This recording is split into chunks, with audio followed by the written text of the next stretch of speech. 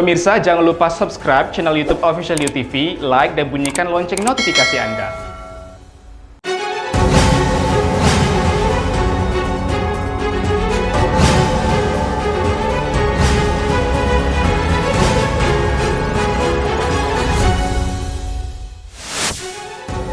Ratusan rumah dan truk tertimbun abu vulkanik. Rumah dan fasilitas umum di Ternate rusak dihantam gelombang. 13 orang dilaporkan hilang pasca erupsi Gunung Semeru. Halo pemirsa, kita berjumpa dalam program UNews.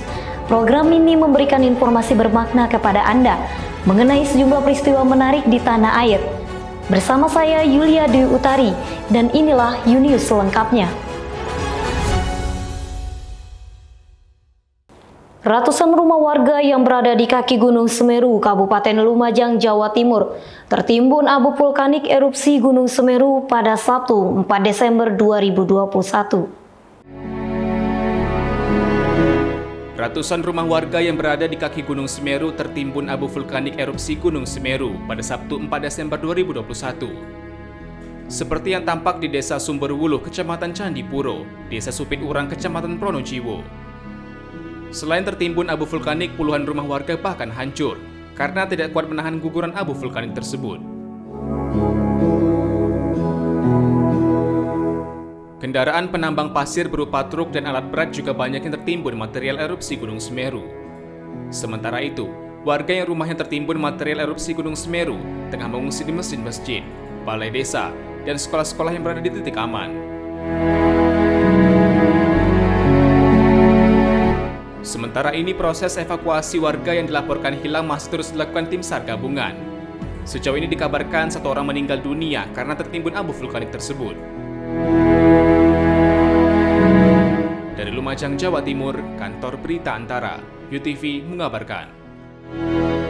Sejumlah rumah warga dan fasilitas umum di Kota Ternate rusak akibat dihantam gelombang air pasang pada Sabtu 4 Desember 2021. Sekitar pukul 17 waktu Indonesia Timur. Pemerintah setempat telah melakukan langkah cepat dengan mendata warga terdampak untuk diberikan bantuan makanan dan tempat tinggal sementara.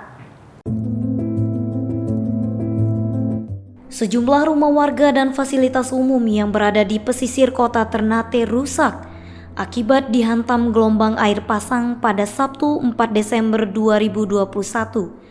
Sekitar pukul 17 waktu Indonesia Timur. Salah satu lokasi yang terdampak tersebut yakni di Kelurahan Sangaji, Kecamatan Ternate Utara. Wali Kota Ternate Muhammad Tauhid Soleman saat meninjau di lokasi mengatakan telah menginstruksikan tim untuk melakukan pendataan dari dampak kerusakan akibat fenomena alam tersebut. Untuk waspada, memungkinkan juga untuk hari ini sampai malam, alangkah baiknya untuk evakuasi sementara di keluarga yang terdekat. Kita mengantisipasi jangan sampai terjadi sesuatu yang tidak diinginkan. Saya sudah sampaikan ke Pak Lurah, ada Pak Camat sini, termasuk juga dari BPBD, untuk lakukan pendataan kerusakan di tempat-tempat yang ada. Sementara itu, Badan Meteorologi, Klimatologi, dan Geofisika BMKG kelas 1 Baabula menyatakan gelombang air pasang yang terjadi di Kota Ternate akibat dari dampak kekuatan gelombang tinggi yang terjadi di Laut Maluku. Menurut BMKG, ketinggian gelombang mencapai 2 hingga 3 meter dan fenomena alam tersebut masih terjadi hingga beberapa hari ke depan.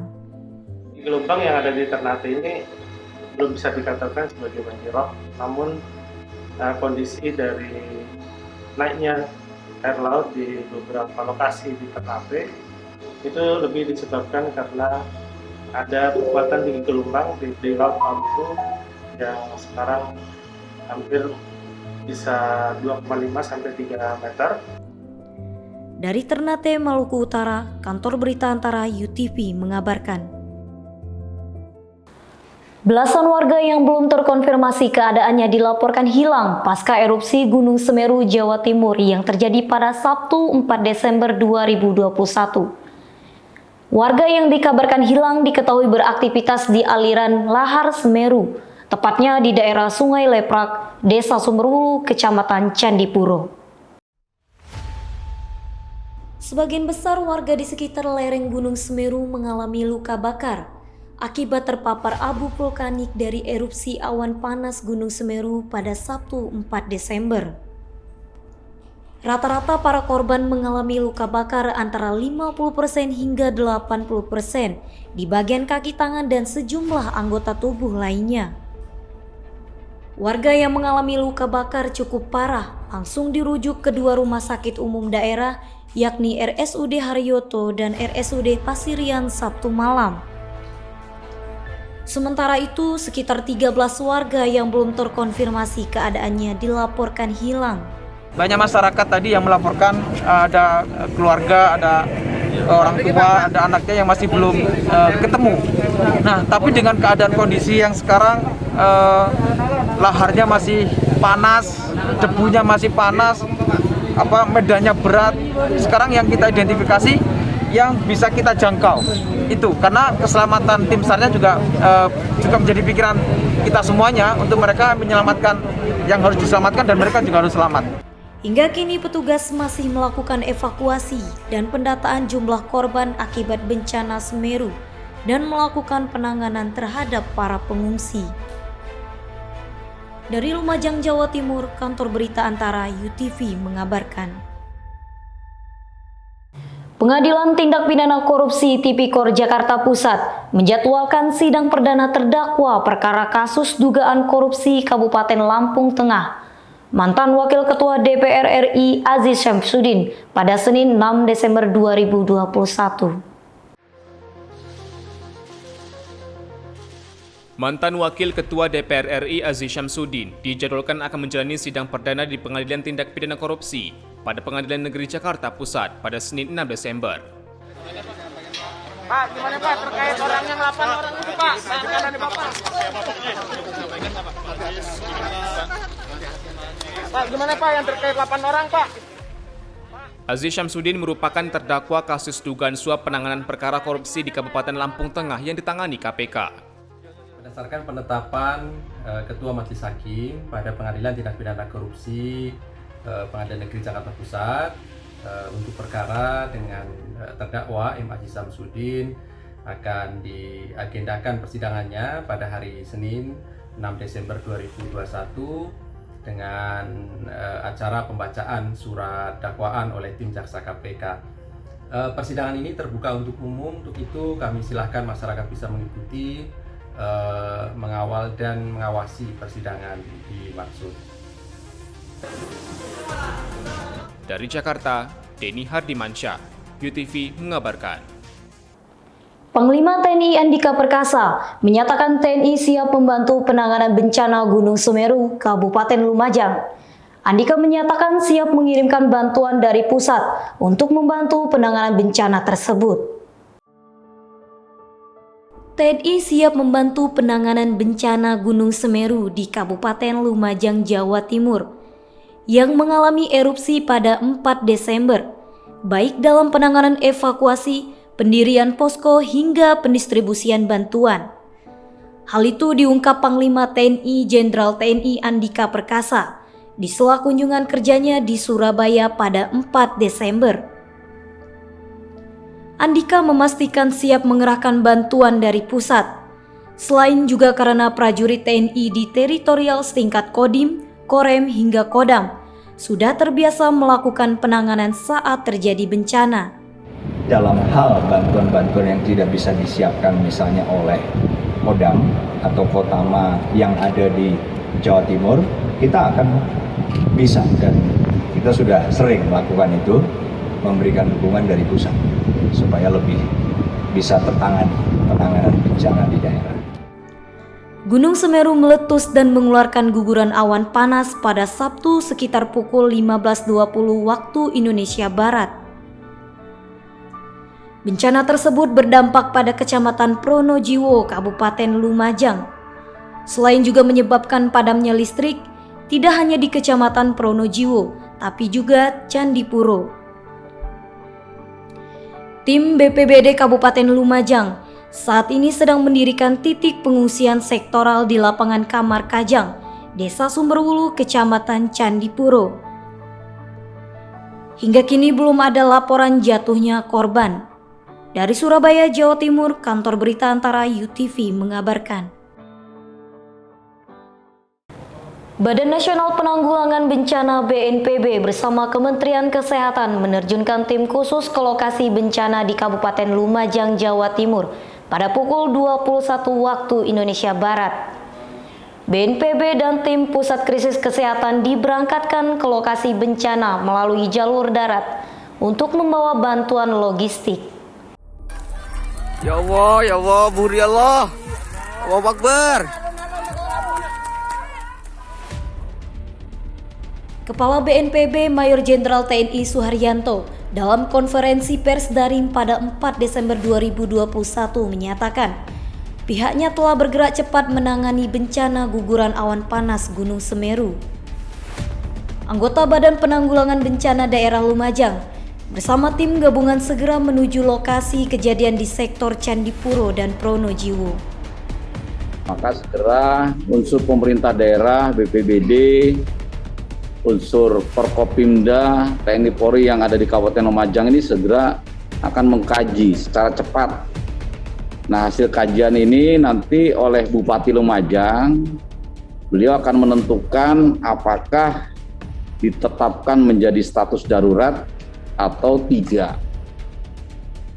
Selain itu, Suharyanto menyebutkan BPBD Kabupaten Lumajang juga telah mengeluarkan himbauan kepada masyarakat dan para penambang untuk tidak beraktivitas di sepanjang daerah aliran Sungai Mujur dan Curah Kobokan. Pihaknya menghimbau kepada para masyarakat, khususnya di lokasi terdampak, agar tetap tenang, waspada, dan terus mengikuti informasi dari pemerintah. Dalam hal ini, Pusat Vulkanologi BNPB dan aparat pemerintah lainnya. Dari Jakarta, kantor berita antara UTV mengabarkan. Untuk mengantisipasi masuknya COVID-19 varian Omikron ke tanah air, Kementerian Perhubungan membuat aturan baru dalam penanganan pintu masuk dan keluar perjalanan internasional melalui udara.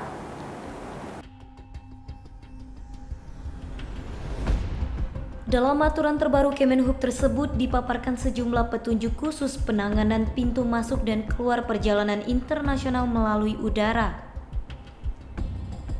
Hal ini juga terkait larangan masuk sementara pelaku perjalanan luar negeri (PPLN) dari 11 negara terkonfirmasi adanya kasus Omikron. Direktur Jenderal Perhubungan Udara Kemenhub Novi Rianto, Sabtu 4 Desember 2021 memaparkan, untuk alur kedatangan internasional, para PPLN diwajibkan tes PCR dan tes molekuler isotermal setelah sampai di bandara tujuan. Jika hasil negatif, diwajibkan karantina 10 hari bagi PPLN yang melakukan perjalanan ke negara non terkonfirmasi. Sementara PPLN yang melakukan perjalanan ke negara terkonfirmasi akan diwajibkan karantina selama 14 hari. Jika hasil positif, maka PPLN akan dikarantina di fasilitas isotem atau rumah sakit. Sedangkan bagi WNI yang kembali setelah dinas, seluruh biaya akan ditanggung pemerintah. Tujuan utamanya adalah untuk mengendalikan penyebaran virus ini sebisa-bisanya, sebisa mungkin. Artinya kita harus bisa mencegah terjadinya third wave, baik yang datang dari internasional maupun domestik. Untuk domestik kita tahu semua bahwa kita akan melakukan pembatasan untuk Nataru, sedangkan untuk internasional kita benar-benar konsentrasi untuk membatasi masuknya Omikron masuk ke kita.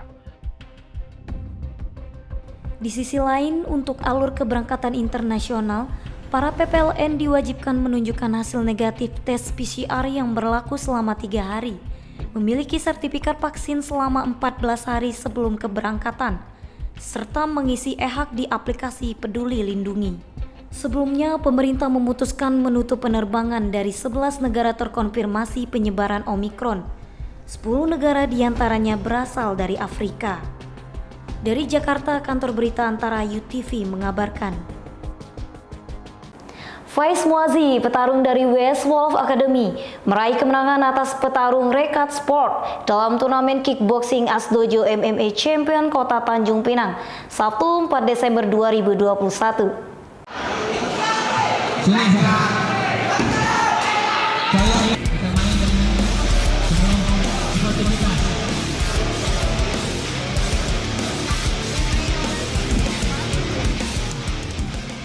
Faiz Muazi, petarung dari West Wolf Academy, meraih kemenangan atas petarung Rekat Sport dalam turnamen kickboxing Asdojo MMA Champion Kota Tanjung Pinang, Sabtu 4 Desember 2021. Pertandingan kedua petarung di atas ring berjalan cukup seru. Keduanya saling melancarkan pukulan dan tendangan ke arah lawan tandingnya. Sejumlah supporter kedua petarung juga terus-menerus memberikan semangat kepada kedua petarung. Sementara itu, Faiz Muazi mengatakan keberhasilan meraih kemenangan tersebut tak lepas dari latihan keras yang diberikan pelatihnya selama ini. Alhamdulillah dengan latihan yang cukup lumayan berat dari pelatih-pelatih, akhirnya bisa membuahkan hasil. Saya percaya akhirnya usaha tidak akan mengkhianati hasil. Thank you. Siap. Sementara Adi, pelatih Rekat Sport, mengatakan kekalahan yang dialami petarungnya karena sejumlah faktor, seperti masih kurangnya latihan yang dilakukan, serta persiapan yang mendadak. Kalau dari kami sih mungkin ada faktor sebenarnya napasnya kurang. Juga latihan juga mendadak. Kami seminggu baru latihan. Oh, seminggu baru latihan.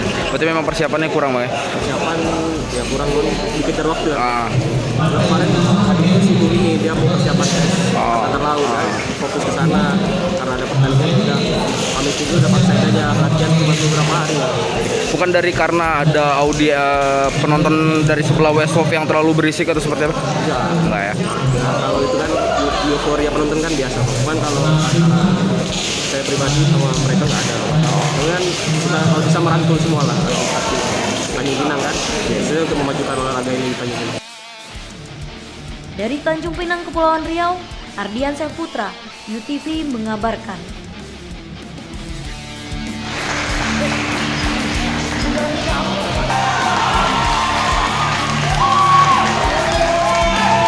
Badan Meteorologi, Klimatologi, dan Geofisika BMKG Tanjung Pinang menghimbau agar masyarakat Kepulauan Riau tetap waspada terhadap perubahan cuaca secara tiba-tiba. Kondisi cuaca yang tidak menentu saat ini terus terjadi jelang perayaan Natal dan Tahun Baru mendatang. Kendati diprediksi akan mengalami penurunan curah hujan, BMKG mengkhawatirkan awan cumulonimbus tetap bermunculan. Badan Meteorologi, Klimatologi, dan Geofisika BMKG Tanjung Pinang mengimbau agar masyarakat Kepulauan Riau dapat waspada pada perubahan cuaca secara tiba-tiba yang berpotensi terjadi hingga akhir Desember mendatang. Perakirawan BMKG Tanjung Pinang, Hayu Nur Mahron, mengatakan, pada awal hingga pertengahan Desember 2021, wilayah Kepulauan Riau akan diguyur hujan dengan intensitas sedang hingga tinggi. Kendati demikian, curah hujan akan menurun pada pertengahan hingga akhir Desember mendatang. Ya, mulai dari awal Desember hingga pertengahan Desember nanti itu kondisi cuacanya itu untuk provinsi hujannya itu ya tinggi, lebih tinggi ya. Kemudian pada pertengahan Desember hingga akhir Desember nanti, nah itu untuk potensinya menurun. BMKG tetap mengimbau masyarakat agar tetap waspada.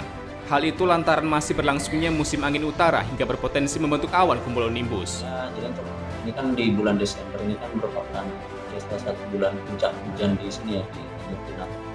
Nah, jadi untuk himbauannya ya waspada akan adanya potensi pertumbuhan awan cumulonimbus yang dapat menyebabkan cuaca buruk berupa hujan lebat yang dapat disertai dan angin kencang. Nah, itu terutama pada awal Desember hingga pertengahan Desember. Nah, namun tidak menutup kemungkinan nanti di pertengahan Desember hingga akhir Desember juga potensinya masih ada, mengingat atmosfer itu sangat dinamis ya. Jadi nanti berubah-ubah, jadi pastikan untuk selalu update informasi cuaca dari kami BMKG. Dari Tanjung Pinang, Kepulauan Riau, Muhammad Khairuddin, UTV mengabarkan. Pandemi COVID-19 memaksa bagi siapa saja untuk bertahan hidup, tentunya dengan terus giat bekerja. Seperti salah satunya di Tanjung Pinang, seorang pria berusia 63 tahun masih gigih mengumpulkan barang bekas dari sampah rumah tangga. Dengan hasilnya untuk kebutuhan sehari-hari. Berikut liputannya untuk Anda. Beginilah aktivitas Junaidi. Di usia senjanya, pria kelahiran 1998 ini masih semangat membersihkan sampah di salah satu tempat sampah Jalan Kanet, Tanjung Pinang, Kepulauan Riau. Hanya dilengkapi sepatu bot dan topi penepis hujan dan panasnya matahari, Junaidi mulai memilah sampah sejak pukul 6 pagi. Merapikan sampah rumah tangga bukan pekerjaan baru Junaidi. Pekerjaan ini sudah ditekuninya sejak 10 tahun lalu, dengan penghasilan puluhan ribu rupiah per harinya. Itu pun jika sampah non-organik terkumpul. Kalau dibilang sehari itu kadang-kadang ya pendapatan 3 hari pun kadang dimakan sehari nggak ada. Ya namanya orang buang kadang nggak mesti buang benda yang bisa dijual gitu kan. Ada yang cuma sampah dapur ya apa itu.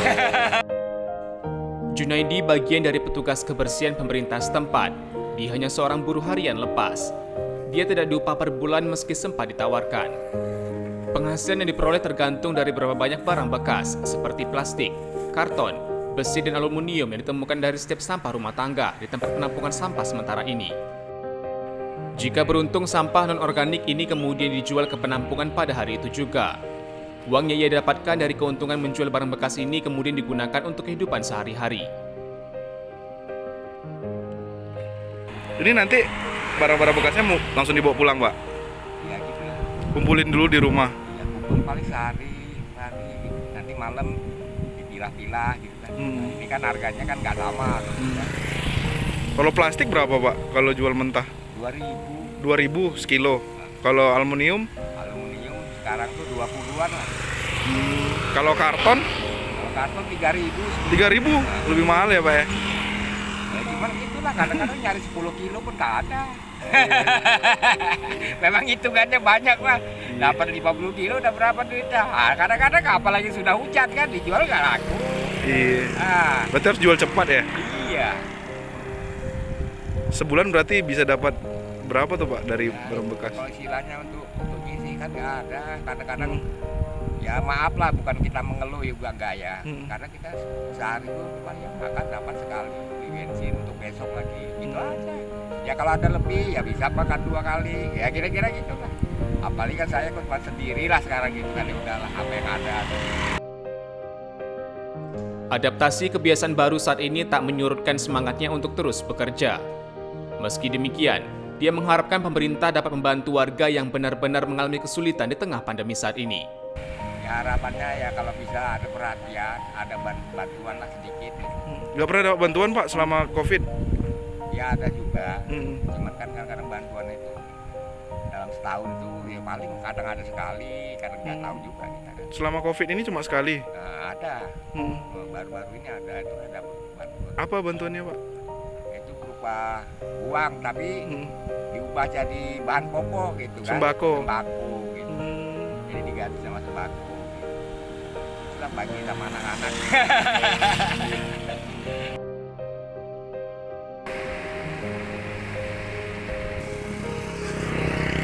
Dari Tanjung Pinang, Kepulauan Riau, Haji Anugraha, QTV mengabarkan.